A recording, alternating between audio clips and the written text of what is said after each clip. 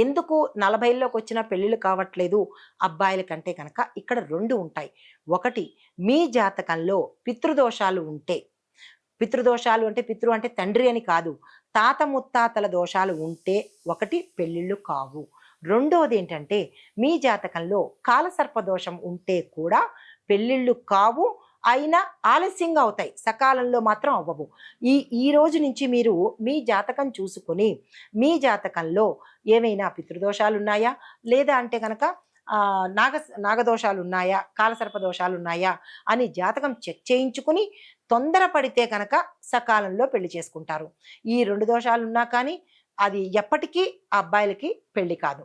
అయితే మరొక దోషము నక్షత్ర పరంగా కనుక మీకు కుజదోషం ఉండి ఉంటే, ఇది తాత ముత్తాతల నుంచి వచ్చినది. కానీ నక్షత్ర పరంగా కుజదోషం ఉంటే కూడా మళ్ళా కుజదోషం ఉన్న అమ్మాయిని వెతుక్కోవడంలో కాలయాపన జరుగుతుంది. కాబట్టి కుజదోషానికి పరిహారం లేదు. అది హోమాలవి చేస్తారంటారు కానీ, అది తాత్కాలికమే తప్ప దానికైతే పరిహారం లేదు.